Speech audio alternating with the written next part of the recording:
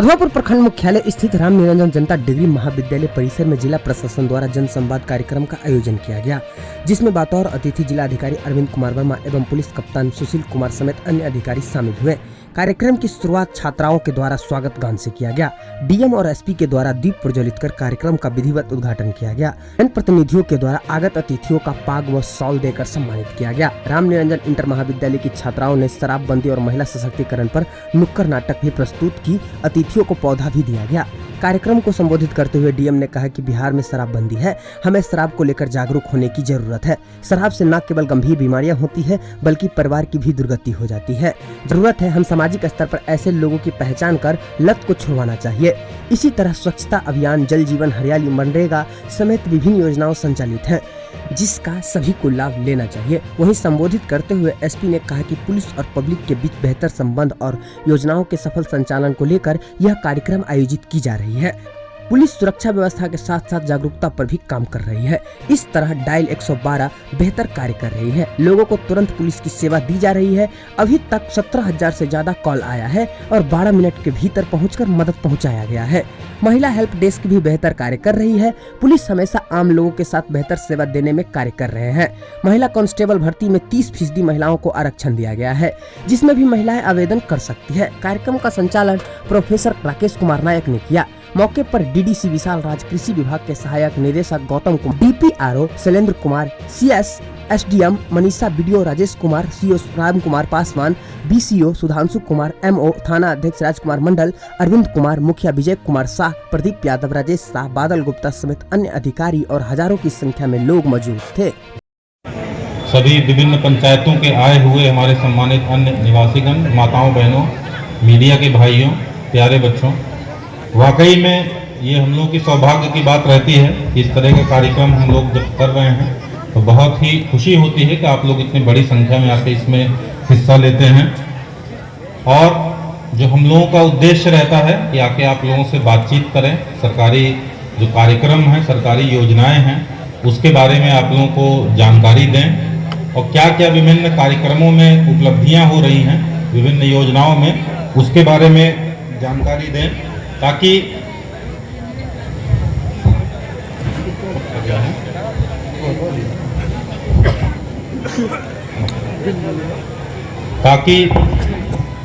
जो भी व्यक्ति, कोई भी व्यक्ति इस कारण से किसी कार्यक्रम के लाभ से वंचित न रह पाए कि उसको जानकारी नहीं थी। जानकारी के अभाव के कारण कोई भी व्यक्ति किसी भी सरकारी कार्यक्रम या योजना के लाभ से वंचित नहीं रहना चाहिए। यही हम लोगों का उद्देश्य है और इसी कारण से जनसंवाद कार्यक्रम में हम लोग जाके सभी योजनाओं के बारे में जानकारी दे रहे हैं। इसी क्रम में डीडीसी साहब ने बहुत विस्तार से आप लोगों को बताया।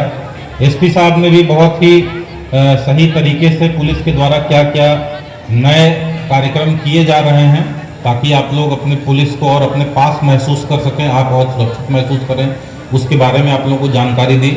आप ही के बीच से बहुत सारे लाभुकों ने अपने जो विभिन्न कार्यक्रम योजनाओं का लाभ प्राप्त किया, उन्होंने अपना अनुभव साझा किया और उसका उद्देश्य यही था कि जब आपके बीच से कोई व्यक्ति अपने अनुभव को बताता है तो आप अच्छी तरीके से उस कार्यक्रम को समझ पाते हैं। तो ये उद्देश्य था और आप लोग बहुत ध्यान से सुन रहे थे। तो मैं कुछ प्रमुख कार्यक्रमों के बारे में दोहराऊंगा, बस आप लोगों से अनुरोध करूंगा। बहुत देर से आप लोग हम समझ रहे, सुन रहे हैं, लेकिन इतना देर तक ध्यान एक तरफ केंद्रित रख पाना कठिन होता, हम समझते हैं। बस 10-15 मिनट आपका और समय लेंगे और ताकि जो महत्वपूर्ण कार्यक्रम हो उसके बारे में आप लोगों को और अच्छे तरीके से हम बता सकें। इसके पश्चात जो हम लोगों का उद्देश्य है कि क्षेत्र के महत्वपूर्ण समस्याओं के बारे में फीडबैक आपसे प्राप्त करें। उस क्रम में 1-2 जनप्रतिनिधियों से हम लोग जो जन समूह की सामूहिक समस्याएं हैं जन सरोकार की, उसके बारे में फीडबैक भी प्राप्त करेंगे। हम लोग अभी भी फीडबैक ले ही रहे थे और साथ ही साथ यहाँ पे जो शिकायत पेटिका, सुझाव पेटिका है, क्योंकि आप लोग जानते हैं सभी लोगों के मन में कुछ न कुछ अपने क्षेत्र से संबंधित कुछ बातें होती हैं, कुछ सुझाव होता है। अब हर एक व्यक्ति से तो बुलवा के ले पाना संभव नहीं होता, तो हम लोग राइटिंग में लिए सुविधा रखते हैं कि आवेदन दे के भी शिकायत पेटिका में, सुझाव पेटिका में डाल दें।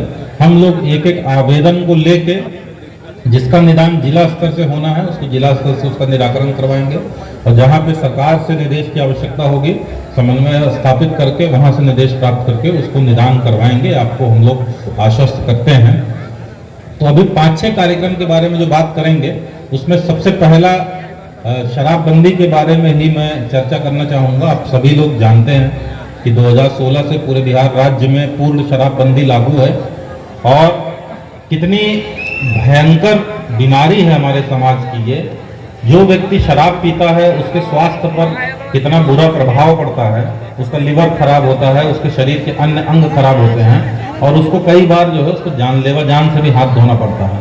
ये सभी इस बात से अवगत हैं, लेकिन हम लोग कहीं ना कहीं इस बीमारी के, चूंकि तुरंत उसका ये नहीं होता कोई शराब पिया और तुरंत उसकी कुछ उसको हानि हो गई, ये नहीं देख पाते हैं, तो इसलिए इसके दूरगामी बीमारियों को, इसके दुष्परिणाम को नहीं समझ पाते हैं। तो अभी नुक्कड़ नाटक के माध्यम से बच्चों ने बहुत अच्छे तरीके से आप लोगों को बताया और इसमें हर जगह हम लोग जा रहे हैं तो कई बार बच्चों के द्वारा नुक्कड़ नाटक किया जाता है। मैं यहाँ के बच्चों के लिए विशेष अनुरोध करूँगा, एक बार आप लोग ताली बजा के इन सभी का हौसला अफजाई करें कि ये नुक्कड़ नाटक सीमित नहीं रखा था जागरूकता के लिए, बल्कि इन लोगों ने जो कानून है उसके बारे में भी बताया और उसकी सीमाओं के बारे में बताया कि किस प्रकार से अपराधी या माफिया उसका लाभ उठा के बच निकलते हैं कई बार, उसको भी इन लोगों ने अपने नुक्कड़ नाटक के माध्यम से दिखाया। तो ये चीज़ बेसिकली हम लोग कहना भी चाहते हैं कि आप देखिए पूर्ण शराबबंदी लागू है कानून, तब से लगातार पुलिस के द्वारा, उत्पाद के द्वारा शराब माफियाओं के खिलाफ लगातार कार्रवाई की जा रही है। कानून जब भी कोई बनता है कोई न कोई व्यक्ति ऐसा आ ही जाता है कि जो उसका उल्लंघन करने का प्रयास करता है और इसी कारण इसमें भी उसके अवैध निर्माण, अवैध बिक्री में, अवैध परिवहन में लोग लगे हुए हैं, तो उनके खिलाफ लगातार कार्रवाई की जा रही है। एसपी साहब ने बताया इस साल ही 2 लाख लीटर से ज़्यादा शराब की जब्ती की गई है। बहुत सारे गाड़ियों को राज्यसात कर दिया गया है, नीलाम कर दिया गया है। साथ ही साथ शराब माफियाओं पर भी कार्रवाई की जा रही है और इसमें आप लोगों का भी सहयोग रहा, विशेष रूप से हमारी दीदियों का बहुत सहयोग रहा है कि आप लोगों ने सूचना दे के और ऐसे लोगों के खिलाफ कार्रवाई करवाई है। तो मैं एक तो यही अपील करूंगा, ये काम हम लोगों को आगे करते रहना है, लेकिन आप लोग जानते हैं कि अपना कानून ऐसा है कि कोई भी व्यक्ति अपने कानून और अपने यहाँ का सिस्टम, न्याय प्रणाली ऐसी है कि जब तक एकदम संदेह से परे किसी का अपराध सिद्ध नहीं हो जाता है, एक भी कहीं छोटा भी सबूत की कमी अगर रह गई तो उसको दोषी नहीं करार दिया जाता है। क्योंकि ये नियम है, ये सिद्धांत है हम लोग यहाँ की कि भले ही 100 दोषी छूट जाए लेकिन एक भी निर्दोष को सजा नहीं होनी चाहिए। तो इसीलिए इसी का लाभ उठा के कई शराब माफिया, कई आपराधिक तत्व जो है बरी हो जाते हैं या जमानत ले लेते हैं और वो लोग आके फिर से इसमें लग जाते हैं। तो इस बीमारी को दूर करने के लिए बहुत आवश्यक है कि कानूनी तो कार्रवाई हम लोग को लगातार करते ही रहनी है। तो आप लोग जो टोल फ्री नंबर है उस पर तो मैं अनुरोध करूंगा सूचना देते रहें और लिख सकते हैं तो नंबर लिख भी लें 1800-18400-3456-268 ये नंबर है। बहुत सारे जो यहाँ पोल हैं, इलेक्ट्रिक पोल हैं और टेलीफोन पोल है, उन सब पर भी लिखवाया गया है। आप लोग उस पर कॉल कर सकते हैं ताकि कोई भी व्यक्ति अगर अवैध निर्माण इसमें लगा हो उसके खिलाफ हम लोग कार्रवाई कर सकें। लेकिन उतना ही महत्वपूर्ण ये जरूरी है कि इसके नुकसान के बारे में आप लोग बताएं कि जैसे अभी नुक्कड़ नाटक में भी हम लोग देख रहे थे, शराबी व्यक्ति ना केवल अपना स्वास्थ्य तो खराब ही करता है, उसको डॉक्टर के पास जाना पड़ा, गंभीर बीमारी हुई, वो तो होता ही है, साथ ही साथ अपने परिवार को कितना वो प्रताड़ित कर देता है वो भी देखने को मिला। आके अपनी पत्नी को पीटेगा, उनकी जो बहुत मेहनत से रखी हुई पूंजी होती है, उनके जेवरात गहने होते हैं, उसको छीन के शराब में उड़ा देता है। जो दिन प्रतिदिन का अपने घर चलाने के लिए जो पैसा होता है उसको भी शराब में पी के उड़ा देता है। तो परिवार की आर्थिक स्थिति बहुत बदतर हो जाती है, बहुत परिवार टूटने लगता है, बहुत ही दुर्गति। डीएम साहब, डीडीसी साहब, एसडीओ मैडम, यहाँ पे उपस्थित सभी अन्य पदाधिकारीगण, यहाँ पे उपस्थित सभी सम्मानित जनप्रतिनिधिगण और यहाँ पे उपस्थित मधुरापुर प्रखंड से आए हुए सभी माताएं, बहनें, भाइयों और यहाँ पे उपस्थित सभी पत्रकार बंधु, सबसे पहले इतनी बड़ी संख्या में यहाँ इस जनसंवाद कार्यक्रम में आने के लिए मैं आप सबों को बहुत बहुत धन्यवाद देना चाहूँगा जिला प्रशासन की तरफ से। जनसंवाद कार्यक्रम का मुख्य उद्देश्य यही है कि हम लोग ज़्यादा से ज़्यादा लोगों तक अपनी बातों को पहुँचा पाए। जो सरकार के द्वारा विभिन्न लाभकारी योजनाएं चलाई जा रही हैं उसके बारे में आपको बता पाए बहुत लोगों को बहुत सारी योजनाएं सरकार के द्वारा चलाई जा रही है हर चीज़ों में। अभी डीडीसी साहब ने बहुत डिटेल में बताया है, उसके बारे में बहुत लोगों को पता नहीं होता है, जिसके कारण से उसका लाभ नहीं उठा पाते हैं लोग। तो उद्देश्य यही है जनसंवाद का कि उन सारी चीज़ों के बारे में विस्तार पूर्वक आपको बताया जाए। उसके अलावा आपकी जो सुझाव है, आपका जो कंप्लेंट है, उसके बारे में हम लोग जानें, ताकि आपके उन सुझावों को समझ करके और अपने जो सेवा है उसमें और अच्छा हम लोग कर पाए। तो पुलिस के द्वारा भी कई तरह की जन कल्याणकारी योजनाएं चलाई जा रही हैं सरकार के द्वारा, पुलिस विभाग में भी। और जो हम लोग का भी उद्देश्य यही है कि पुलिस और पब्लिक का जो समन्वय है वो लगातार समय के साथ बढ़ता रहे, एक साथ मिलकर लोग काम करें। क्योंकि पहले जो जब लोगों के बीच में गैप होता था पुलिस और पब्लिक के बीच में, जिसके कारण से प्रॉपर पुलिसिंग जो होती है वो नहीं हो पाती थी।